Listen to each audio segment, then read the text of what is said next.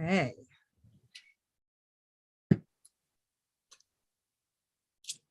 I feel like every time we start, I start with saying okay. So hopefully how quiet I'm being. Nobody gets bored with that. Okay, so here we go. We are live. All right. So Madelaine Parker and myself, Amalia and Natalio, are here to give you the cosmic forecast for this upcoming Sagittarius full moon on June 14th at 7:51 a.m. Eastern. And that would be 10:51 a.m. Pacific. That's and, like 1 a.m. Oh, you said 10 a.m. Pacific? No, there'd be 3:51 or 4:51 a.m. Pacific. I went the wrong way. Right. Yeah, because you guys are behind us. Yeah. So welcome, Madelaine. Thank you for being here for our bi-monthly cosmic chat. Thank you for having me, Amalia. It's always a pleasure. So I kind of wanted to go back in time to the new moon in Gemini that we're still in that energy of right now. It's closing out as we embark on the weekend and the full moon on Tuesday. And that was, I'm always so in awe of, and I keep waiting for those easy slides through the moon cycle. Because I know for myself, I know a number of people are in the same boat as me, and we have very different charts of it being feeling very, very challenging and very shadowy. And I know we've got some Black Moon Lilith energy at play that's happening right now. I can't remember if we talked about that last time or not.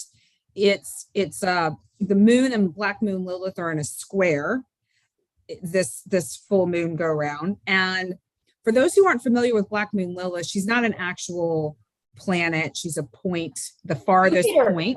Sorry, Jupiter is squaring Lilith? Is that what you're saying?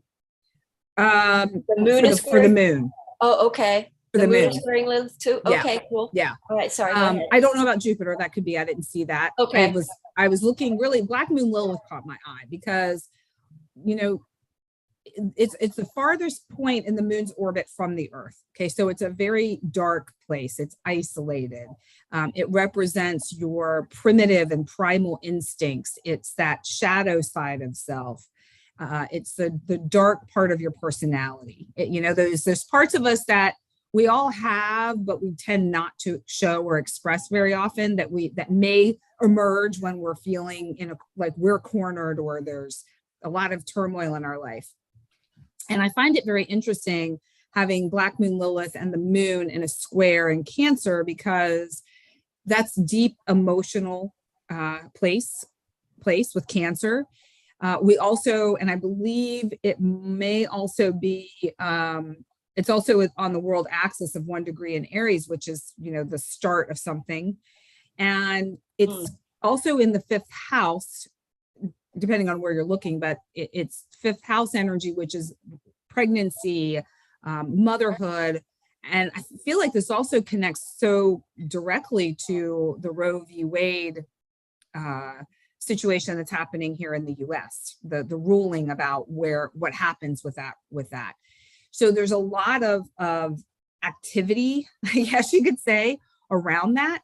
And I know for me personally that I have seen some of those dark sides of my personality emerge over the past week or two. In particular, I was not feeling well and ended up with COVID. And I'm going to be talking a little bit more about that later as I integrate the lessons from that period of time. But it really took me into a place of fear. I've spoken about it a little bit on social media, and those deep. Oh, I do recall your post now. Yes. Something about COVID. Yes. And this visceral fear, and these fears that we have that we oftentimes don't even know they're there or think that we have them under control or managed. And they come, and when you are depleted, when you are taken down by illness or tragedy or trauma or something in your life, you have nothing to hold you firm. And so you fall into those abysses sometimes where you have to see things that you don't normally look at or care to look at. So I'm curious what your take is on this, Madelaine, from the perspective of this energy of Black Moon Lilith being in a square with the moon. The moon is in Sag. So, that's this fire energy. It's also this like very targeted energy. So, is it a situation, could we read it perhaps like we're going to see what it is that we need to address, and that we can shoot our arrow at whatever it is and be able to find our way through, to be able to, I think sometimes it's about integrating what's there, knowing it's there and integrating it and saying, okay, I see you, but I'm making a different choice. I understand why you're here, but I'm going a different way. I'm not going to be holden to this energy anymore. I'm making a different choice. I don't know. How would you, I know this is a little slightly off topic of the Sag moon, but I'm curious what your thoughts are, because I feel like it's well, actually, you know what? I think, not to correct you, because you're an amazing, brilliant woman, I don't see the moon and the sun squaring Lilith, but what I do see squaring Lilith is Jupiter, and Jupiter is the ruling planet of this full moon. Well, the moon is squaring the Black moon, not the sun. Oh, the moon. Yeah, the moon. So the moon is at 27, 25, 20 something 5 degrees Sagittarius, and Black moon Lilith is currently at 6 degrees Cancer. Yeah, so she, the moon can, a Sagittarius can only square another mutable. Hold on one second. I'm looking back. Yeah. This is on the full moon, not today. Right. You're getting the moon at 25, 23 degrees Sagittarius. So it would either square a Virgo aspect planet, a Gemini aspect planet, or a Pisces. So anyway. Yeah. Either way.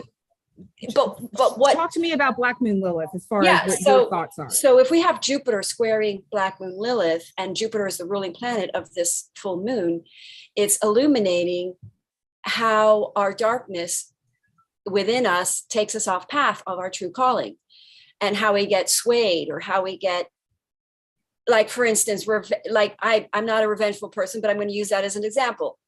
You have a resentment towards someone, and you have a desire to be punitive or something, and it throws you off your path. Like, let's say you're on a journey and you're headed somewhere, and then a scuffle happens, you get an argument with someone, and then you go off and try to fight with this person or something rather than continue on your journey. So it's like, because Jupiter is always coming in and trying to help you expand your life the right way, because Jupiter is the great benefic.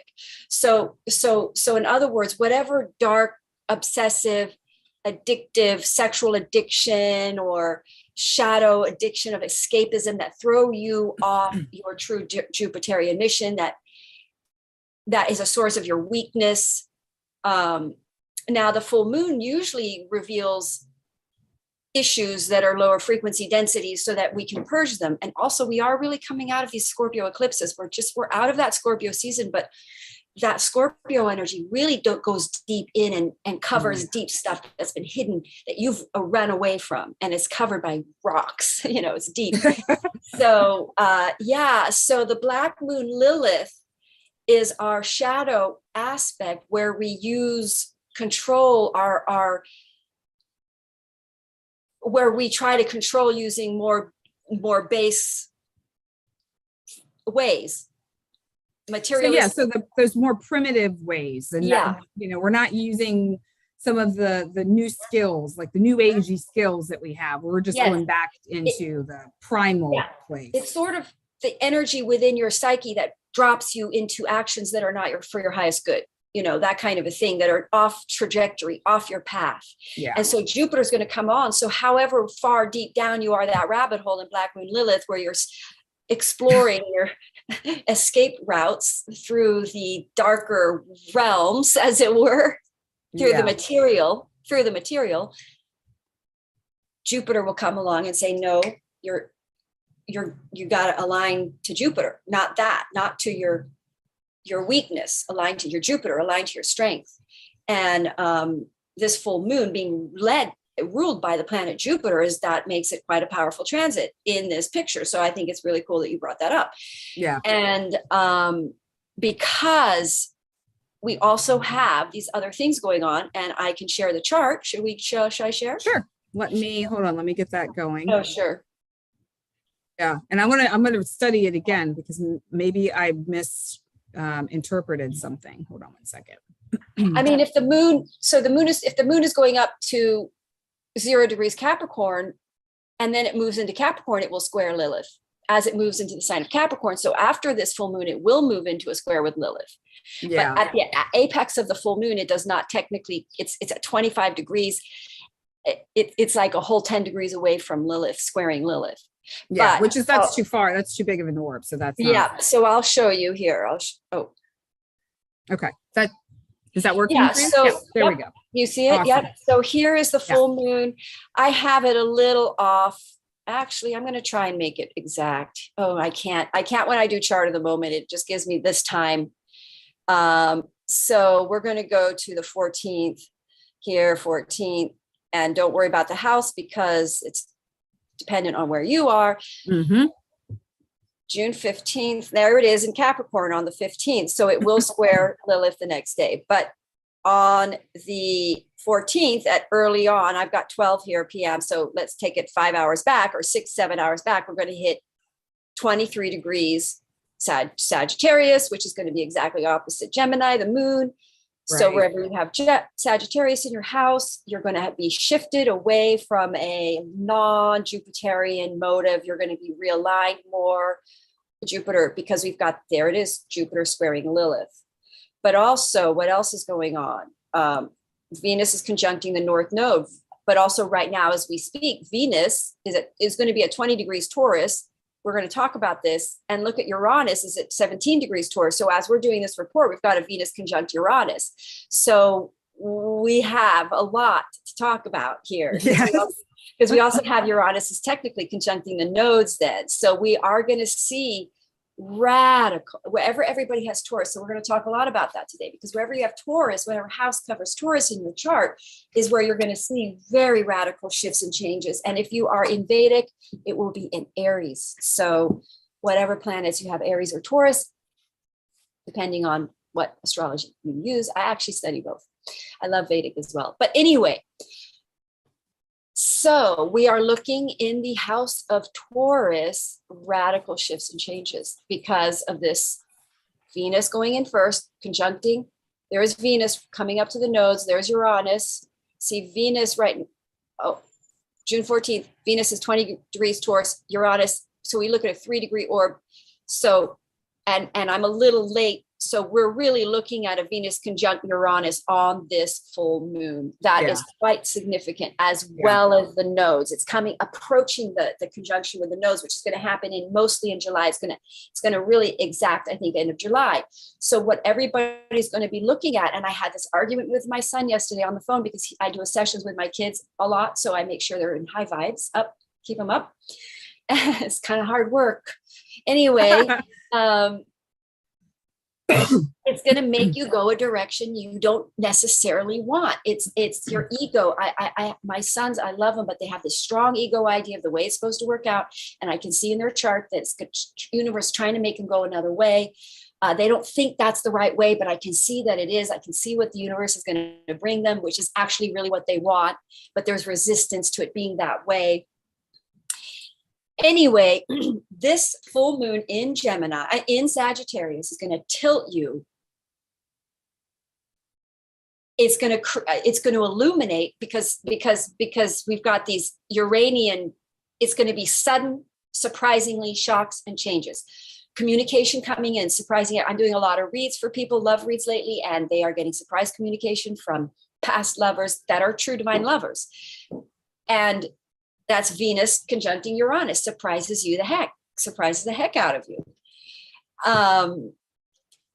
Uranus represents radical shifts and changes for better or for worse, but always ultimately for better because it's sending you, the nodes are going to send you the right way.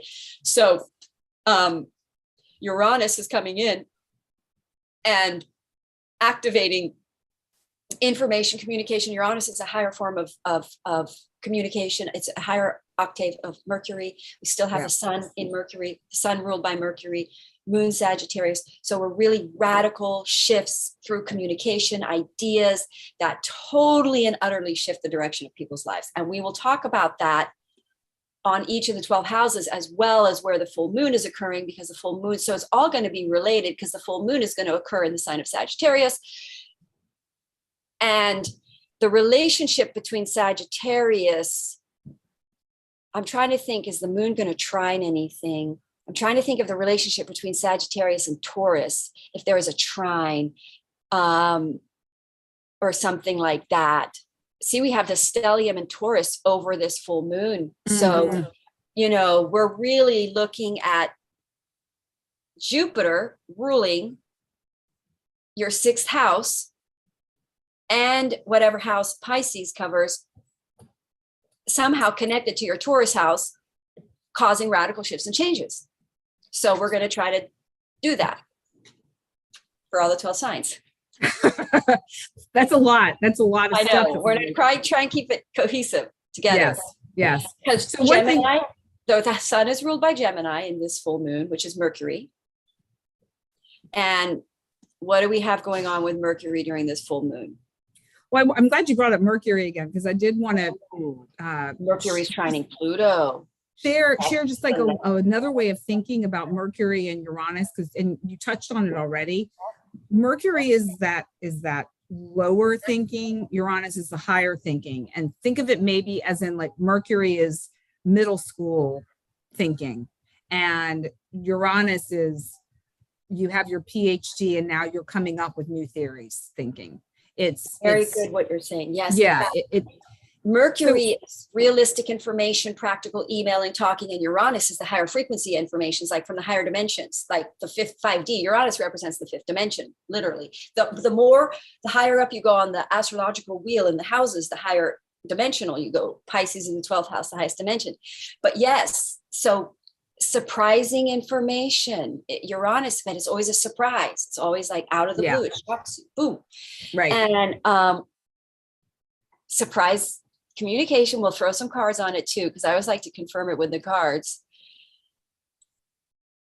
That, and then we have these trines.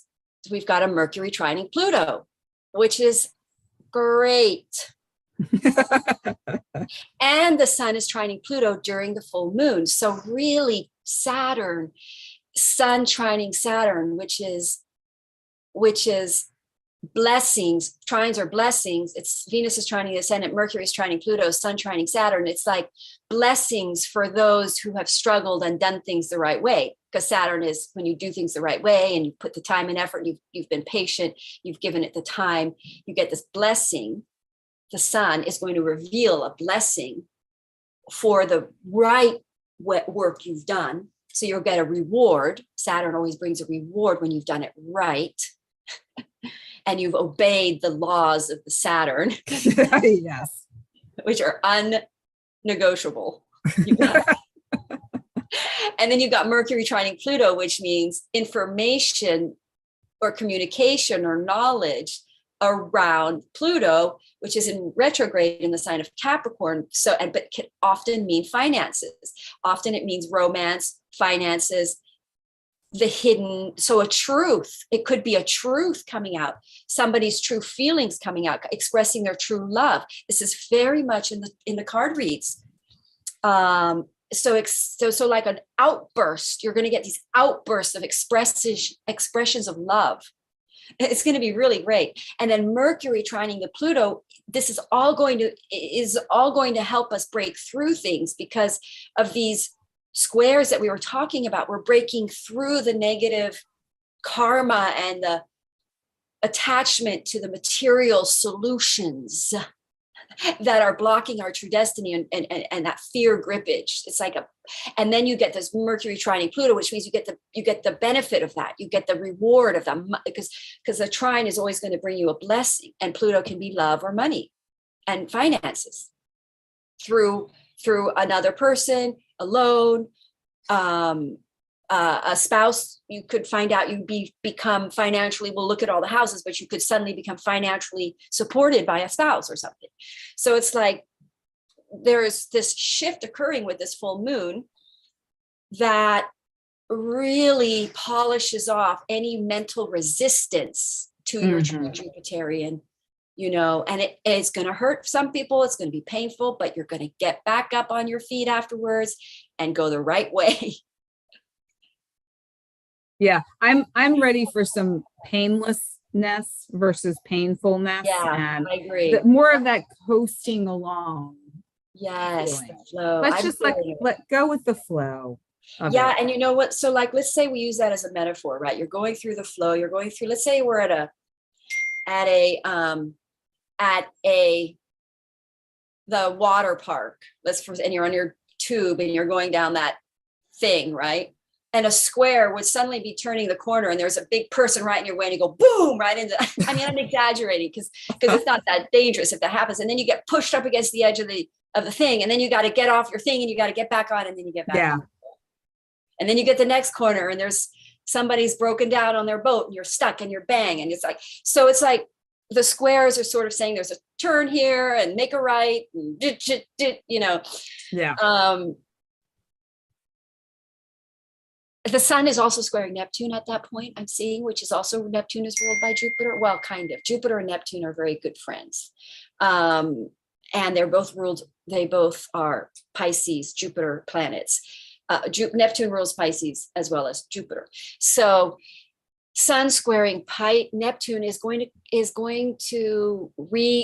because Neptune is illusions and ideals and stuff that we think in our mind about, stuff that we think we had this sort of overly illusional ideal about something. It's going to come boom.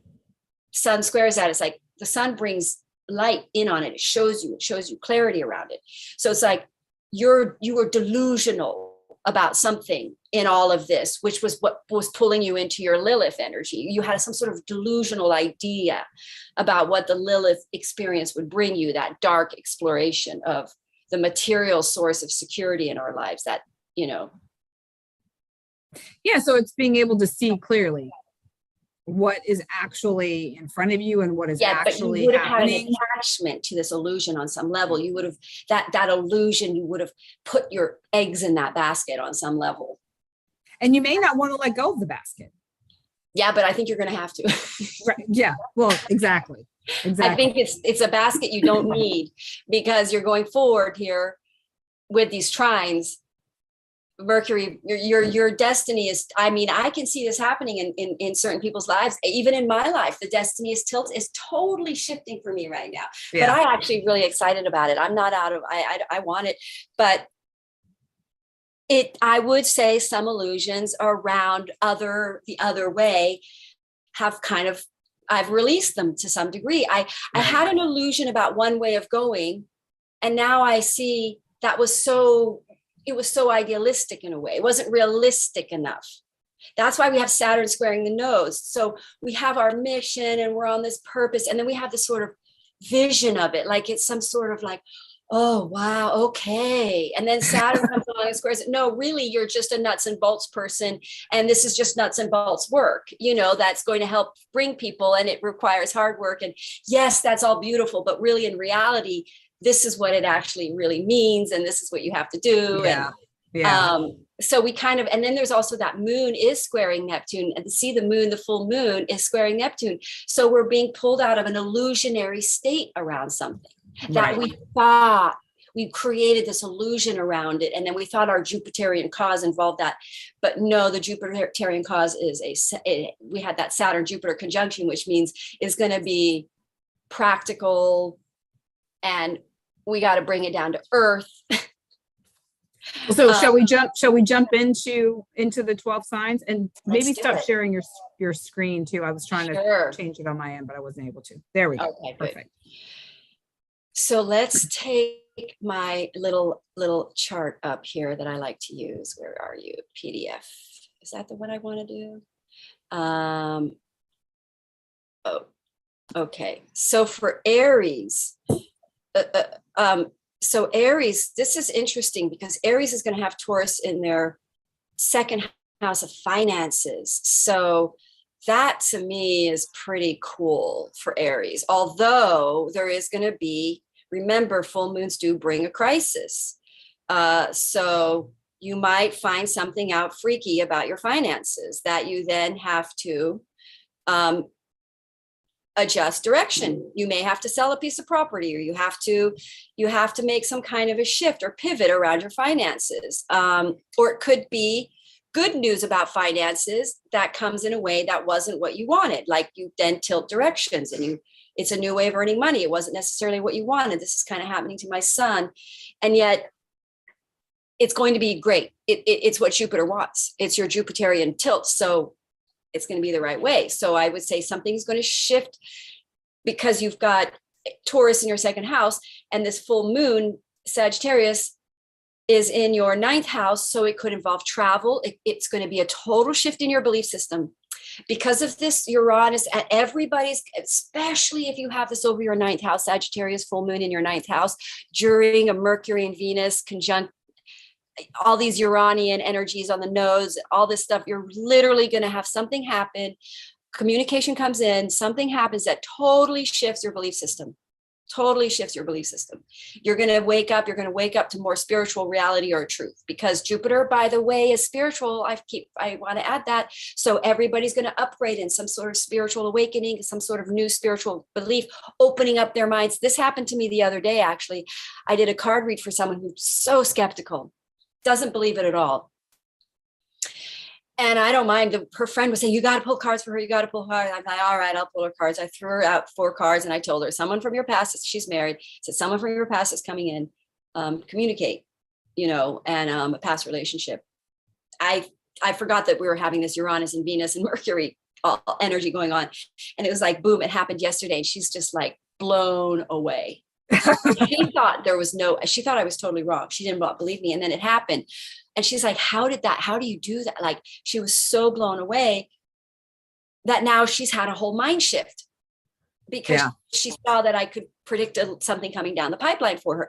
So the point is that that's kind of what's going to happen on the full moon for Aries with the Sagittarius full moon in your ninth house. Travel, you might decide to start learning astrology. You might decide to travel, but you're going to have a big mind opening around spiritualism, around your mission. You may even wake up to what your true mission is for Aries. But your finances, when you do, it's going to shift the way you earn your money. You have your Taurus in your second house. Wherever we have Taurus, expect radical shifts and changes. Gotcha. Okay, so you're saying Taurus is in the second house for Aries. Okay. Yeah, because I've been sitting here in my brain thinking, how is she getting second house for this? How I'm not understanding. Now I'm totally clued in. Got it. Just a little. Yeah, we're going to look at Taurus. We're going to look at Taurus house and Sagittarius house. And we really could look at Gemini too. Third house for Aries, Gemini, information, communication. The sun's going to illuminate information, communication, ideas. See, that person got a card read. She had Aries, probably Aries in her chart. She got a card read, information, communication that totally shocked her. Yeah. And changed her whole viewpoint about everything, and may change the way she earns her money because she is very spiritual in her work. I mean, not in like my kind of spiritual. She's very religious. So gotcha. Something may shift in for her. So for Taurus is Gemini. We have Taurus in your first house. Taurus. Wow. Aren't you Taurus, Amalia? Taurus moon. Oh, wow. Yeah. Well, Taurus moon is great because you've got your moon is exaltation. So that's going to be a fabulous, very good. It's a very sign that's going to be a very positive shift for you. Okay. Unless you have square aspects that I'm not aware of, but we'll assume that you don't. If you have any squares to your moon on your chart, you might want to look at those. But anyway, yeah. So you have Gemini in your second house. So information coming in about finances, communication coming in about finances, that Gemini, that you may end up, now, did you buy a property? You may end up getting a financing. You may end up becoming able to refinance, or some kind of a travel journey. Now, Jupiter represents travel. It represents higher knowledge, expansion, information, education, it's the great benefic. It's financially abundant. So for Tauran, you guys have the Sagittarius energy in your 8th house, which is other people's money. It's possible for Taurans, they are left money. You could have somebody pass away. That happens, but then you'll be given an inheritance. It will be very beneficial. Other 8th house represents other people's money. Sagittarius there could enable you to travel. You could refinance something, and then it opens things up for travel, or to start a course, an education, or to study astrology again, 8th house. Or you invest money, or you go, or you reveal, it reveals that you are getting into debt. And then with Gemini in the 2nd house, ideas of getting out of debt, all of that. For Gemini, you've got this full moon on your house. Well, it's a Sagittarius full moon, so it's opposing you, but it's your sun. The sun is going to be in your sign, so it's going to reveal to you ideas, communication, short distance travel, 3rd house. And I go to your Taurus 12th house. Wow. So Gemini. But you're talking about Gemini right now. Yeah, I'm talking about Gemini. Okay. So Gemini may take a little trip, a journey, short distance travel, vacation to go away, really reevaluate their purpose, what they really want, soul dive, soul search, introspective, during this whole Taurian activation, where they get some really big downloads, they really connect with their soul. And then they're going to have some sort of massive awakening about what their soul really wants. And they might make radical shifts and changes in their total. There's probably karma clearing with that 12th house, or what else do we call it? Sort of coming to reckoning about things, the choices they've made. They're going to want to sort of go deep and find a truth that's going to take them the right way. And then, so that was Sagittarius is in the 7th house of relationships for Gemini, very active. The moon is going to be in your 7th house of relationships. You could then become very aware of who your true love is. You then activate a relationship with that person. It's going to be on your descendant. A full moon on your descendant often means a relationship coming in, a committed relationship. It will be very good. It will be your Jupiter relationship, which is your divinely intended relationship, because it will put you on your true divine course of mission, which is your Jupiter calling. This is a Jupiter full moon. It's all about our Jupiter calling, what we're here to do. And we're all here collectively to expand the world and make it a better place. And we all have a little job in that, a little, we were given a little project. So Gemini are going to align with that, Yeah, it sounds like for Geminis, this is a hugely transformational moon for them. Yeah. Like fundamentally. It could be painful. Yeah. Because they're going deep down into their psyche. They could reveal deep trauma, the Scorpio was the full moon was revealing the trauma more, but the 12th house can be kind of stuff is in there. It's like deep stuff that you're connected. And it's like, it's Pisces. It's very spiritual. It's also sort of ethereal. You're escaping, but this is going to become, it's going to create a tangible shift and a shift in your life. For Gemini, it creates financial emancipation. Remember, the Taurus house, I forgot to add, is going to create a financial emancipation for us. So if we listen to the changes that are happening in your Taurus house, you're going to feel very abundant. You're going to experience abundance. So try to move with that, go with it. So Gemini are finding out their true abundant path. They're going to have big emotional awakenings and possibly new relationships or business partnerships that then really help expand their Jupiterian mission and calling. And they may come in contact with some ego issues, soul retrieval, to find out what that is. That's big. Yeah. Cancer, that is me. Woo-hoo. All right. So Cancer has Sagittarius in their 6th house. So that's the house of health. But so for Cancer, there could be a revelation of something that they're doing that is unhealthy. When we had all those eclipses in Sagittarius and a Gemini in my 6th and 12th house, boy, did I quit sugar. I really quit some unhealthy eating habits. And that could be an illumination where we are illuminated to unhealthy ways, or we could get sick, or something will come up that makes you sick. something that is going to help you understand that this is stopping you from your Jupiterian mission. It's squaring you, you know, it's like, you're going to probably have to make Sagittarians are going to have more enlightenment around that. And Taurus covers their 10th house. So this is going to impact career. Taurus, actually, sorry, Cancer is 11th house. Taurus, sorry, 11th house for, so Taurans are going to be, I mean, Cancer's 11th house transformation is a really great house because it trines your 7th house of relationships. And so it's going to be like new groups of people. And that's exactly happening for me. I'm doing a bunch of retreats. I'm meeting groups and groups of women. We're going to go to Tulum. I mean, it's just crazy fun. So that's all happening when in my Taurus house. So for Cancer, like new friends, new groups of people, things opening up socially, really great. That's going to liberate and transform your financial security. And it's going to just be fun. So you really want to throw yourself into it, like try not to hold back with these changes. Any sort of new friends and groups of people showing up right now are really part of your Jupiterian destiny. And Saggy in your 6th house. So that could also be work house. So illuminating a new career option that changes your day-to-day. It's a pivot towards, you could start a day-to-day health practice too, or spiritual practice, but something is going to shift about your day-to-day life on a pretty radical level. And as I'm looking at this, I'm going, oh my gosh, that's really interesting. Something's going to really shift about my day-to-day way of living. Like you could almost call a full moon in the 6th house as your life completely just changing. Like, you know, and my sun is there. I have a Sagittarius sun. So, and it's hitting on my DC. So it could be a relationship for Sagittarius, for Cancer, because Sagittarius also can represent Jupiter, which represents your husband, your true divine husband. And so your life may change because you come into a relationship with that person. Because if you're Sagittarius sun, you've got this full moon in your 7th house of relationships. So you put all your three signs together, you can see exactly what's going on.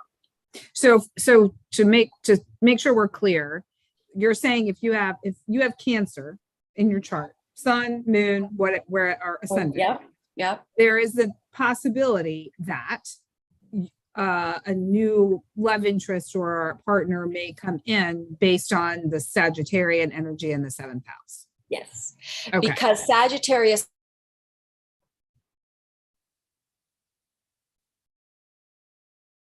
Jupiter rules the planet Sagittarius. In astrology, Jupiter often represents husband, but your true divine husband. A lot of us get into the wrong relationships that aren't our true destined mate, other half. Jupiter represents your true husband. So when you do synastry charts and you see Jupiter conjunctions, it often indicates that is your true mate. So for Cancer, a Jupiterian relationship could occur during this Venus-Uranus going on in your 11th house, because 11th house in Vedic is latent life partners. It's second partnership. In Western, 9th house can be second partnership. So that could also go for Aries too, by the way, later in life partners. But it's because Jupiter represents that. So this is a full moon, this is a full moon that can bring people's destined true love relationship, because Gemini is the sign of the lovers. So for all of the people that could happen. And then that true love person coming back that you're not with, or if you're with them, something with your true love is going to tilt to your mission and your Jupiterian cause. So that's going to change. So if you're in a right relationship, you and your true love will together shift your direction. That makes sense. Right. Yeah. I was just trying to get clarity on the potential. Yeah. For Cancer. I would say that across the board for all, this is a potential for later in life second relationship reunifications and divine mate relationships coming together, because Jupiter usually represents divine husband. It's Jupiter, the great benefic. Yes. Oh, Jupiter. It's a fabulous full moon to have a Jupiter full moon. I love it. But there's, toughy squares involved, but hopefully everybody just relaxes and bumps over them. Yes. Yeah, just move like right over it. Yep. So right. Leo. Leo, you guys have Sagittarius over your 5th house, so you could very well get into a very serious relationship. That is your true divine mate relationship. Sagittarius representing your divine intended mate. If you're a woman, let's say it's your man. If you're a man, it would more be your calling. Put it that way. Oh, interesting. Okay. Yeah, I think because Jupiter represents husbands. So unless a lot of men are very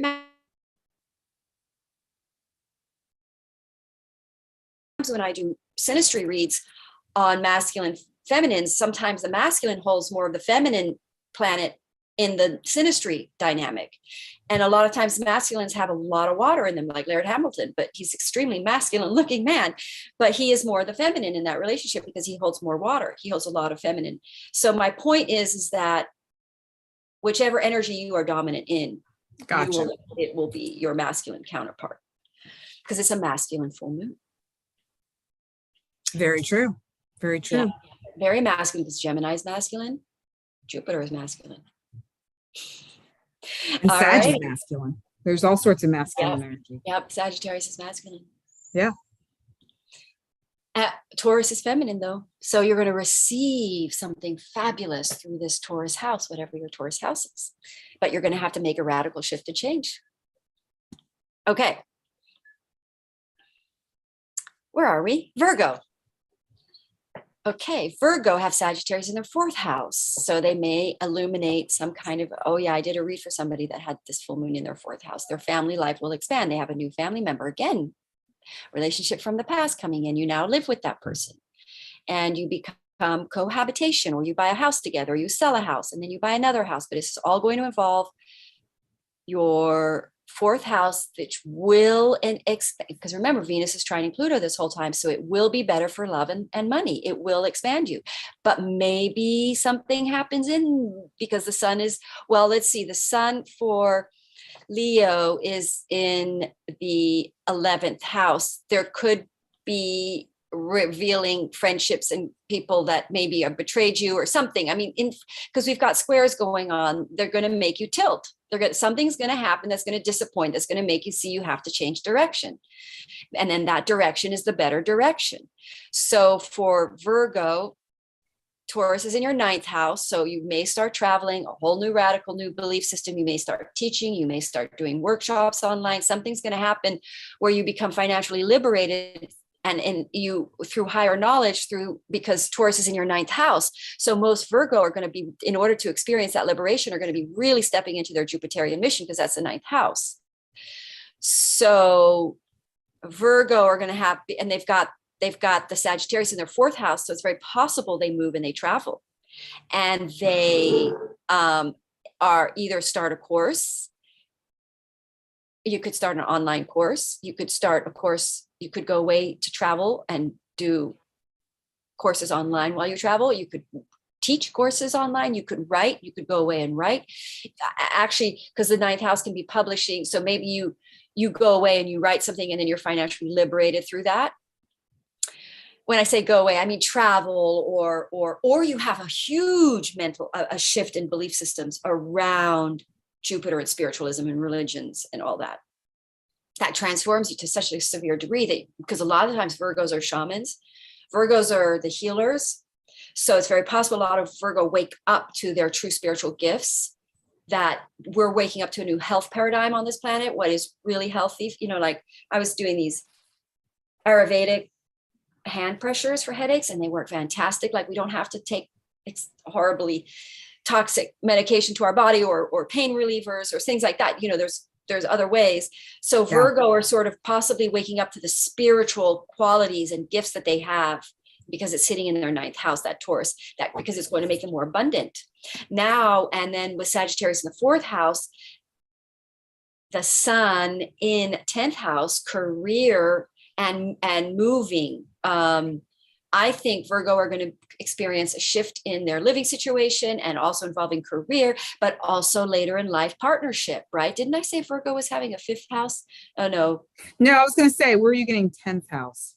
10th house is Gemini for Virgo because they've got the sun in their 10th. Right. Okay.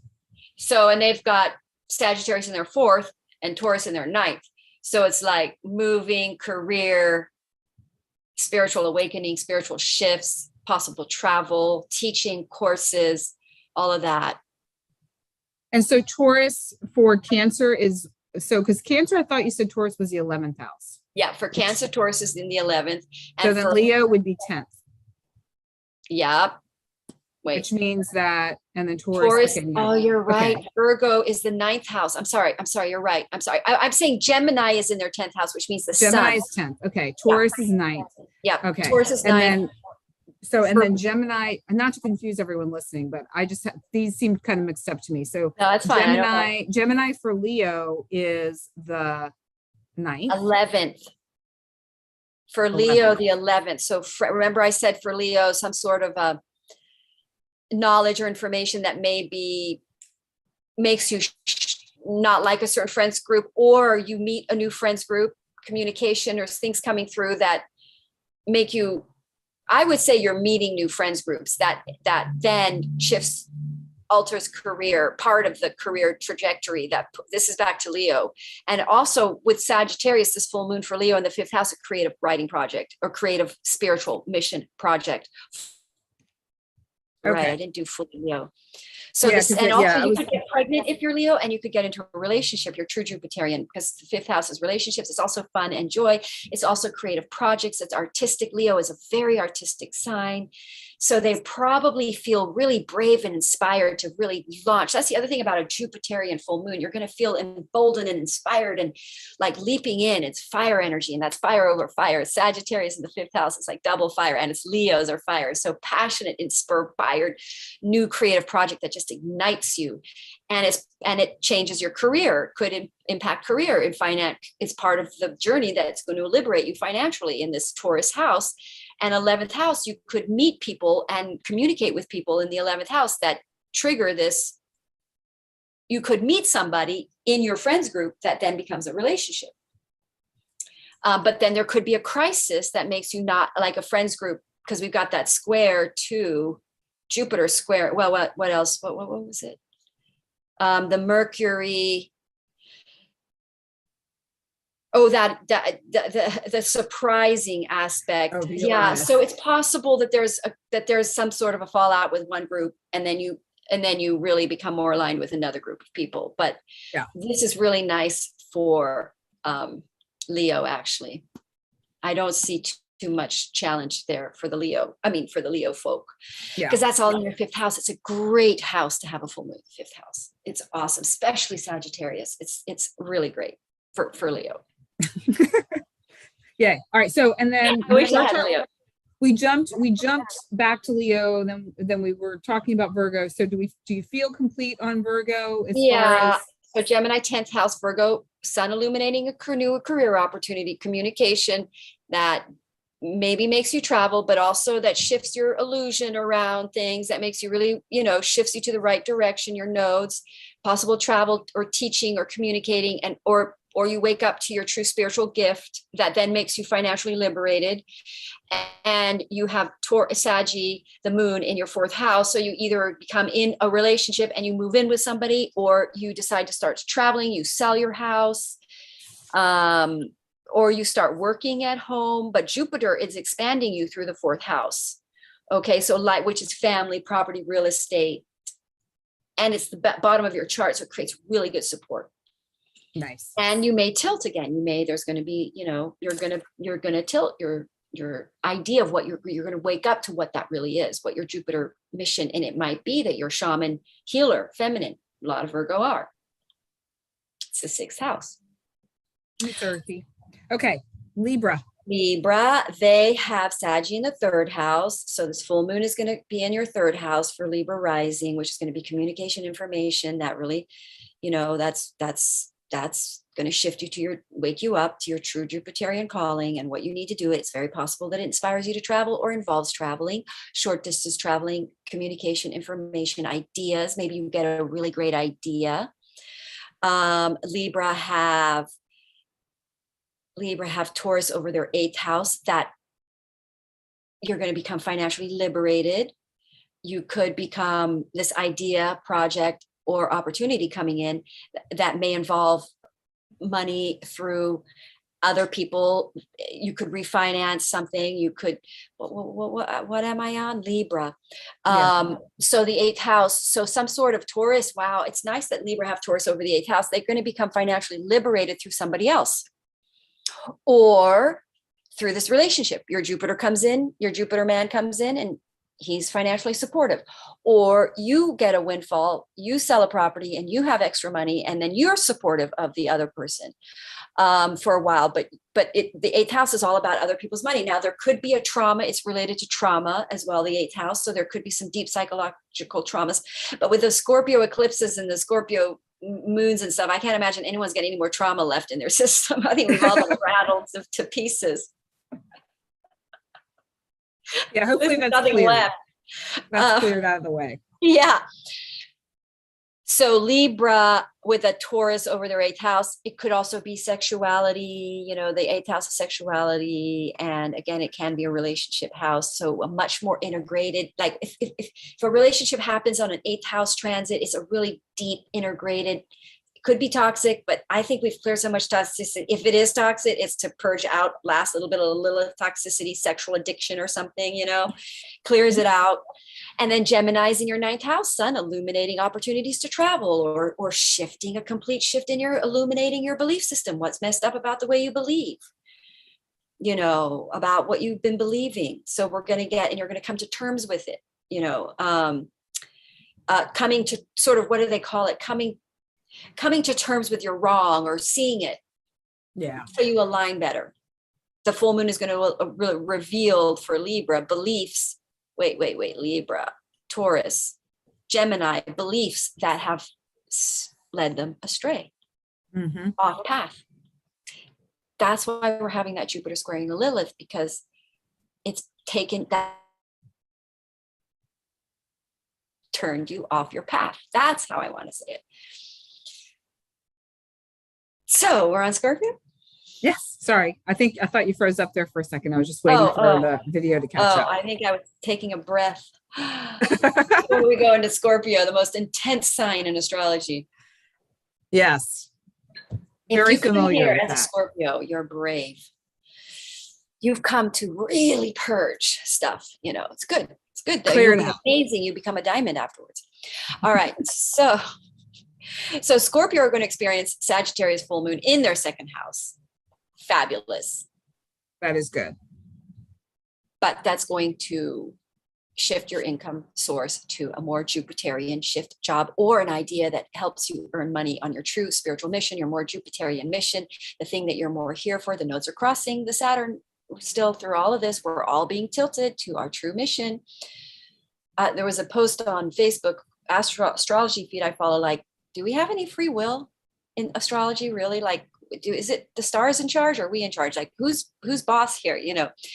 Well, we do have free will, but the universe is going the way it's going and your planets are being impacted by them. So it's like, you're going to have to flow with the universe eventually because it's a strong force, We're powerful. Close doors. Yeah. They'll literally, sometimes I feel like there are hands that have come down and picked me up and moved me someplace else. Yep. And I'm like, how the hell did I get here? Yeah. And what am I doing? Like, I was resisting a certain decisions and choices to make. And then when you break through something, you see, wow, why was I resisting that? It's such a great idea. It's such a great thing to do. So it's like, for some reason, there's something more fear-based attached that stops us from, opening up to the right way. So we're on Scorpio, Sagittarius, second house of finances. Taurus is in your sixth house. So or seventh. Thank you. So Scorpio are releasing toxicities of big time because they've got the South Node on their ascendant right now, and they have the North Node in their seventh house. So they're releasing old toxic addictive patterns to negative shadow-based style relationships, to Taurus being in their seventh house towards their true Jupiterian relationship, the right person, the right husband, or partnerships if it's business, So yeah, seventh house Taurus. So shake up in the relationship places for Taurans, Scorpio in the whole year. And then Gemini in your eighth house, knowledge to who your true divine partner really is. And then a massive, either sexual activities or also financially supported by that other person, or you are, let's see, with Scorpio in your seventh house, it could, I mean, there's a good chance you become financially liberated through a relationship. It could be a close business partnership too that financially liberates you, but your financial liberation is going to be experienced through relationships, close personal type contracted relationships. And with Scorpio, with Gemini in their eighth house, they become very illuminated to toxicity around sex, temptations, and Jupiter in their, the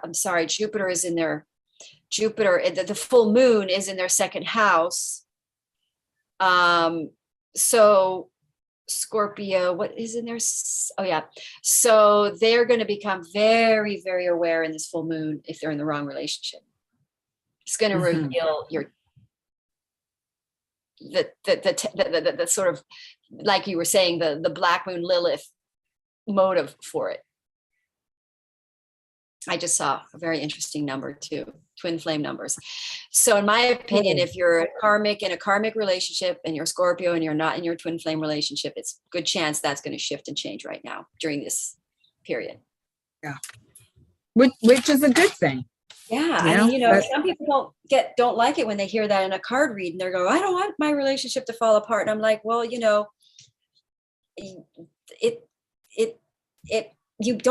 can't really control it.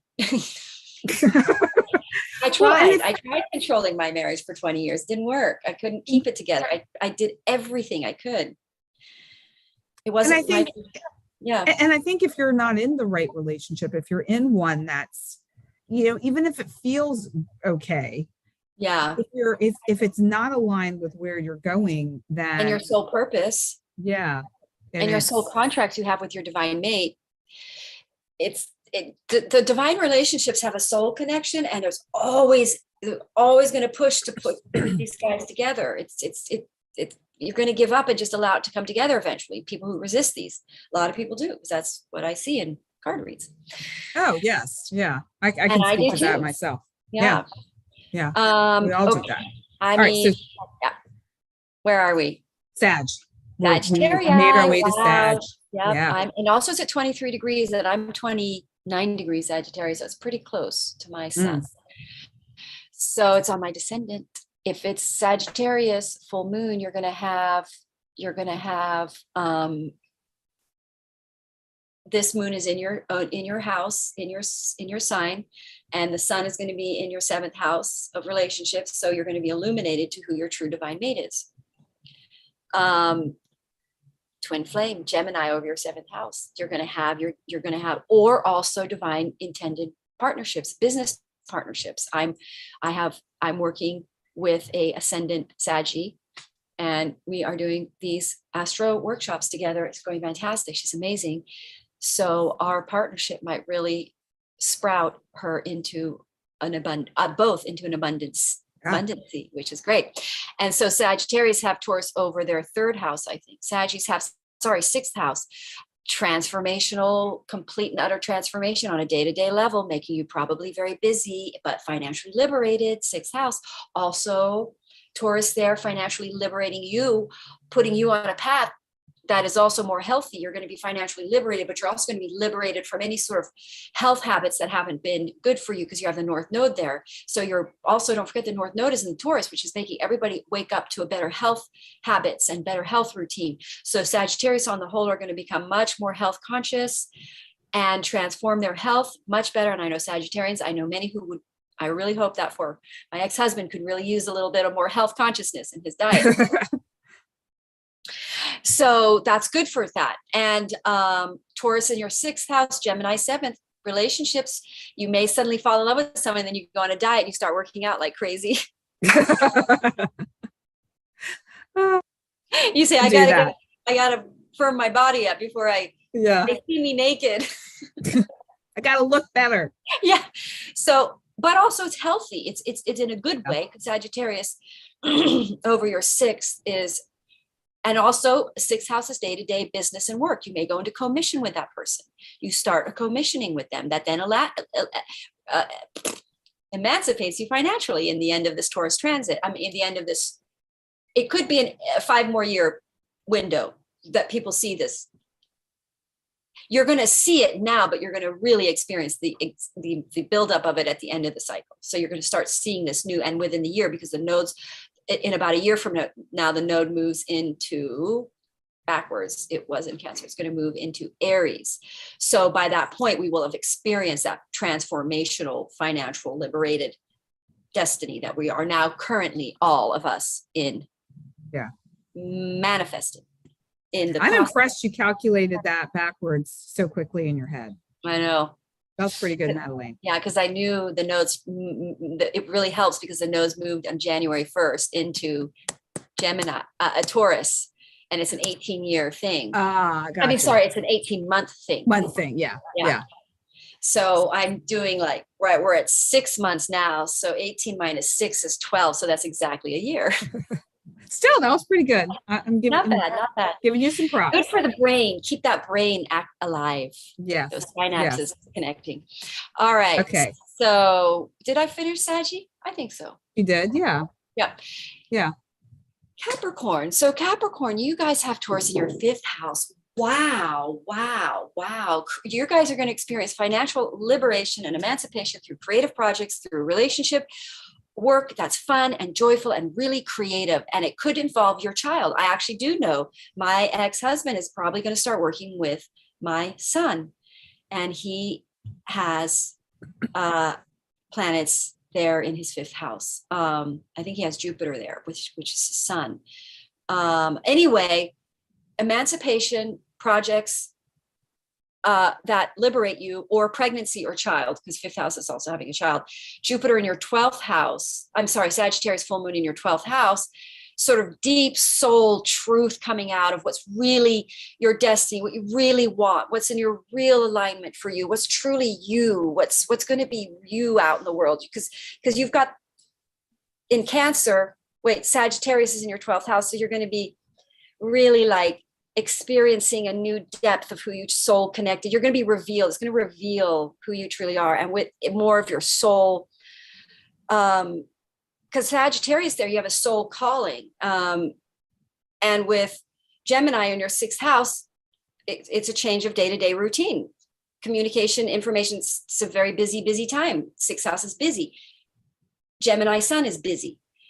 So for Capricorn, I think you're going to be very busy. I have 3 planets in Capricorn. I am very, very busy right now, crazy busy. So, and it's stuff happening, creative projects. Yep. Sagittarius that are more in alignment with my true Jupiterian calling, because I've got some Capricornian planets. And then Taurus 5th house, creative projects. What else am I looking at? Gemini. 6th house, very, very busy, information, communication, writing. And don't forget that Gemini sun's going to make everybody busy in that house too, right? Writing, emailing, information, communicating, talking to people. So Capricorn are going to be busy. They're going to be very on fire with a creative project that's going to emancipate them totally free and by the next 5 years. And also in a year, they're going to see the other side of that. It's like you're coming up to this projects or efforting in some sort of dream, and then it reaches its peak, and then now you start seeing the financial, the work part. You've reached the peak. The work now comes. It's going to sustain itself kind of energy. So you're going to start seeing whatever project, Jupiterian mission, you're going to start seeing in about a year from that starting to hold its own, pay for itself. And you get to ride it out, kind of. You don't have to struggle it. The struggle is over, as it were. So for Capricorn, they're going to be emancipated that way through a creative project involving children, or creative projects involving other people. Or your child could become financially emancipated, emancipating you financially. My son could do that. Could happen for my son. He's got some crazy good transits right now. And I know that it would financially liberate his father, because his father has been nothing but fabulous and supportive of him. And I know that he would help his dad out. So it's a win-win for Capricorn here. And Capricorn, if you have Capricorn in your chart, you really are here to learn to not be so Capricorn and to be more playful, childful, and fun, and have fun. And when you do, you make more money because you're not just work and no play. You know, you're not just a dull boy or dull person working. A lot of people do that and they forget to put joy in their life. So when Capricorn put joy in their life, they become very abundant. Fun and play and creativity. That's your fifth house. I know some Capricorns who are going to love this full moon energy. Yes. They're like, bring it. Really good. Let's go. Yeah, I love it. So what about Aquarius? Are they going to be? Aquarians, they've got Taurus in their fourth house. So they are going to be emancipated financially through investing in real estate and properties. And I know a lot of Aquarians who are buying properties and doing Airbnbs. And I think that is very right for them. That will happen for them at the end of this Taurus stellium. And then we have for Aquarians, we have Taurus over their fourth, Gemini in their fifth, creative writing projects or creative projects involving other people, or they could have discover they're pregnant, or they could discover who their true divine mate is, a relationship house, fun, joy. They could start acting. Gemini over your fifth house is great for acting. They could start performing creative projects, writing. Gemini is writing, creative writing projects. And then that's a Sagittarius is over your 11th house. You either become much more confident about going online because the 11th house is your house anyway, Aquarians. So you suddenly become much more of a galvanizer, bringing people together. Social Aquarians are very social, bringing people together, meeting you might become illuminated to who your true friends are, your soulmate tribe group that then align you with your true Jupiterian mission. And you've got that full moon in your 11th house. So illuminating your true best friends groups, you might travel, and it aligns you with your true calling. Something it inspires. Now that's the other thing I want to put for everybody with this Jupiter thing. It's inspiring. We're all inspired. We're fired up. We're excited. It's great, except for the bumps. But Aquarians are going to really light up this full moon because it's Gemini is the fun energy. Anyway, Gemini is a fun, playful, joyful energy, fast, quick, witty, silly. I know some Gemini rising. They're very fun. I love them. And so Aquarians, something fun, witty, playful, creative coming in, which is great. Again, Aquarians are ruled by Saturn. Saturn ruled people need more fun and joy, need to really create that in their lives. They need to fire that creative. And boy, that's a winning formula for them. And so Sagittarius over their 11th house, inspiring new friendship groups or coming out online with a new inspiring way to come out online. My Saturn is in Aquarius. Maybe I become finally, like I have my YouTube channel, but I just haven't had the clarity. I keep trying ways, but you may become clear as how you do want to step out on social media, or you start a social media, or I'm starting an online course on the 11th house. So my Aquarian Saturn, there you go. And I'm going to open it up for other practitioners too. So it's involving other people and friends groups and people that are my divine tribe, kind of, like you. Oh, yay. But it could be very good. It could really illuminate you. You could become more known, and really expand your social media site could really expand because Jupiter expands. So that full moon is going to expand things. Okay. And this is a great point you're bringing up, Madelaine, in that when you're aligned with your people, with your tribe, with their stars can play well with your stars. And you're helping each other, you're supporting each other, you're lifting each other up, you're helping each other align to where you're meant to be. And it's probably fate. They were probably it was always destined that these would be your people, because when I do chart reads, like every time I meet somebody that I end up doing workshops with or working with quite a bit, I pull a synastry. And right now, the synastry chart on a couple of people that I've met we have our Jupiter Sun conjunct. I mean, that's crazy to have Jupiter Sun conjunction. These are really fated Jupiterian, and it's working out great. We get on great. We're going to go to Tulum. So if people want to come on a retreat, contact me and I will send you her information, because she's sending out brochures about it also. If you're interested in if anyone watching this is interested in spiritual retreats, we're doing astrology. There's a psychic that shows up and does channeling. So much fun. Anyway. Do you have dates on that yet or no? We do have a date where we have a Coeur d'Alene house on the lake. Beautiful house. Absolutely fantastic. End of July 24th. I can get the exact dates. It's end of July 24th to the 27th, I think. Last weekend of July. Okay. And then we're doing Tulum. We have a beautiful house we're looking at for Tulum to rent. We haven't decided if that's in fall or spring. So okay, so that's down the pike a bit. Yeah, email me MadelaineParker111@gmail.com, and I will forward your information to the woman who is running them all, because she's amazing. Yay. Okay.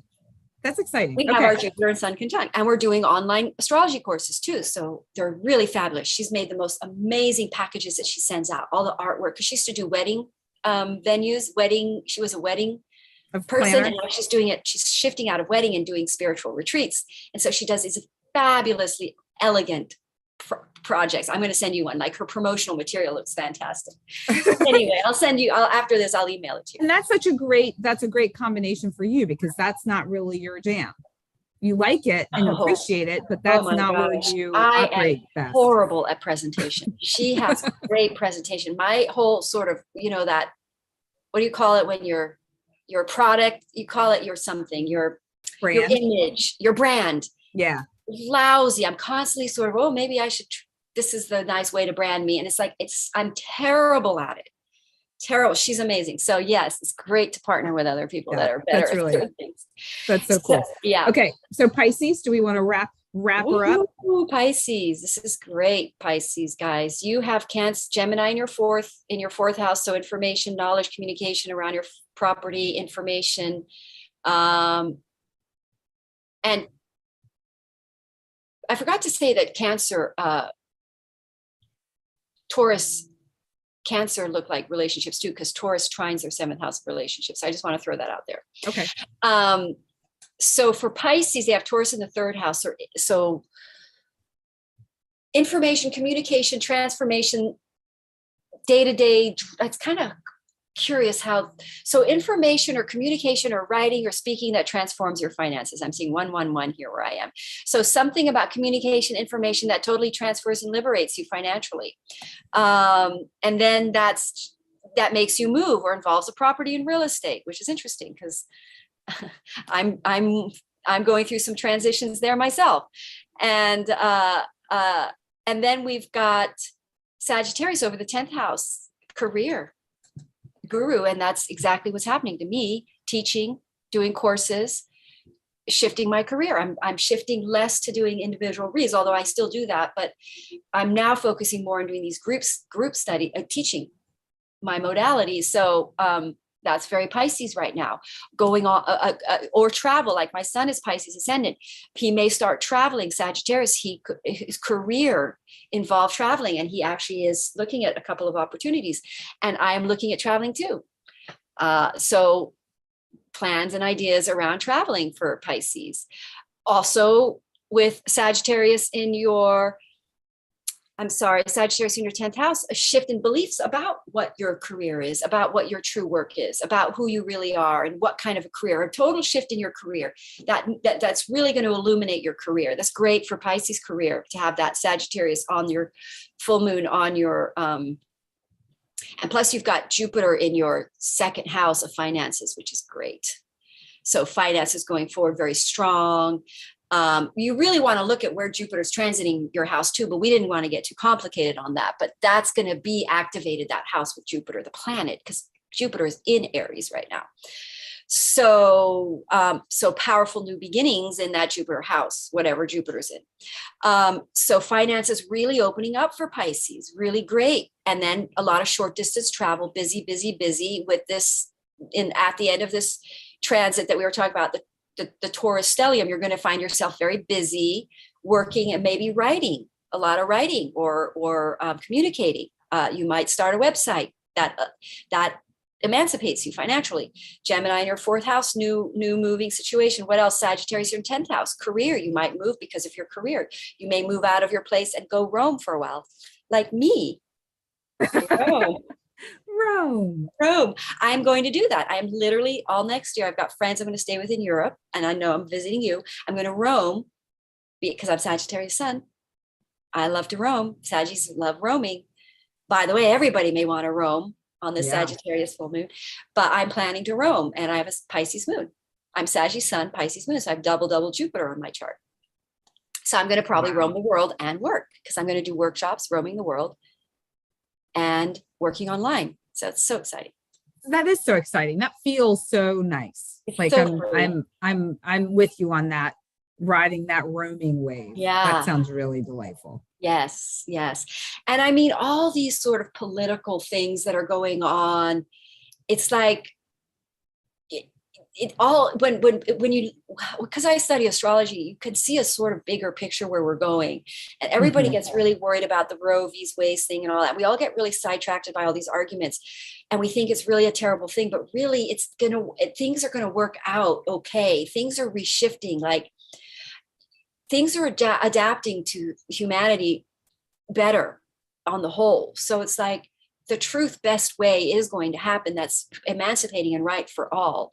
So this galvanizing thing is kind of we're going to wean away from that, because we really do have the power of our own choices. And we're always like freaked out that we're not. Well, you always are going to, like in some way, you're going to be, you know what I'm saying? So it's like, I always sort of steer people away from getting too bogged down by all that, because it drops our frequency, depresses us, makes us feel like our life is not expansive and there's no potential. And that's not true. We have so much power to materialize a wonderful life, that these political things are just, you think they're going to, if you look back, it was never really a problem. Like if you look back at all these other arguments that have been going on, do you know what I mean? It's more in the rhetoric than it is in reality a problem, in my opinion. Well, and I think too, if we have these conversations and we're talking about it in these terms, then people will think, oh, okay, maybe they'll think this is complete BS, but then they'll see things unfold and see how it unfolds differently than expected. Yeah, because I agree with you. And even if Roe v. Wade wins and now abortion has some sort of major restriction, I guarantee you there's going to be right arounds it all. There's going to be, everyone's just going to create a writing thing that says, unless you can have, it's like they're in every state, they're going to come up with their own rules around it, and you're going to be allowed it. And if that state doesn't, you can always go to the next state. So in other words, these things that shift and change, you think people will adapt, the situation will adapt to our benefit in some way. Well, and one of the key pieces of this, not to belabor this point too much, sure, but is that there are other ways to handle this issue. Abortion is not the only answer, and I think it really comes down to education and information, and people realizing they have other choices. There are other options. There are ways to ensure you aren't in a position where you need one as well. Well, this is what I really believe in our work, is empowering feminines, because I think a lot of abortions are unwanted pregnancies from women who are having sex with men that they don't really want to have. And sometimes women just do it because it makes the man stay, or just this sort of low self-esteem feminine, a lot of them get raped, and these are abortions that need, so it's sort of like, the situation is really the dominant choice factor, but also we need to raise the self-esteem of the feminine, so she's not relying on some sort of system for her well-being, like she's in her power, right? With men and the system. I agree. So that's my mission, because women are going to start running the world. I'm seeing it. I absolutely swear on my life. The reason I'm doing reads for feminine women judges, women lawyers, lobbyists. We're changing the world. They have 0 degrees in their charts. They're changing the world. Proud to be a woman. Well, and here's the thing. I agree with you, and I also don't want to take away from men, because there are men are out there that are really lifting women up, and they are partners, and they are really doing amazing things too. So that's the other place. It's a slippery slope with raising women up and taking men down in order to raise them. So it's that balance. When men were more dominant during the male masculine dominant period, men dominated the feminine, but when women are running the world, they create a balance. You can look at it during the Egyptian days, because the balance of the two forces in equal is the most abundant. So when women run the world, they actually balance between the two and create harmony amongst the men. Oh, interesting. And the masculine energy is equally 50% as equal important as the feminine. The problem has been that the feminine has been down here. We're not bringing the masculine down. We're raising the feminine. Yeah. Love that. That's a great way to look at it. I love that, Madelaine. Yeah, we're not having the intimidated feminine, the low self-esteem feminine and power over the man anymore. And we're just raising the feminine up. Yeah. Yeah. Because she's going to run the world. She's saving the world. The feminine is going to. It's in that astrology we were talking about, that galactic astrology. The color of these planets that indicate the energy shifting have shifted from red to blue, because red is actually masculine, and we've gone to blue, which is feminine, water. It's in astrologers talk about that. Yeah, I have not heard that. That's really fascinating. Yeah, that's why the lawyer in the Johnny Depp, that woman, she's a typical feminine who's going to start running the world. These kinds of that empathic. The way that's the kind of feminine you're going to see running the world here. Be lovely. It's much better. Not that it's better than the man. We're talking about the energy, and we're also talking about the energy within men. So you're going to see men stepping up more from their feminine energies. So it's not just a gender here. The man is also going to more integrate to his feminine and then activate from a more feminine perspective to initiate, which is through visualizing a better reality. It's using the 5D. Well, and I think too, once we have that place where it's okay, men and women can be wherever they are. Mm-hmm. It's not a big deal. But I think there's still that sense of societal pressure that men have to be a certain way and women have to be a certain way. Yeah. And until that gets shaken up a bit and people are courageous enough to stand for what they truly believe and to be your individual speak as to who they are, then that'll. And this, I think this report today illustrates and highlights some of those shifts and changes that are taking place. Absolutely. And we're headed a great way. So that's the message. If anything in this read, these shifts and changes that are occurring with this full moon are further aligning us collectively to our beautiful Jupiterian cause that's going to save the world. Yay. We're going to save there you have it. There you have it. All right. Thanks, Amalia. Take care. Yes, it's always a pleasure. Thank you, everybody, for joining us. Thanks for people showing up.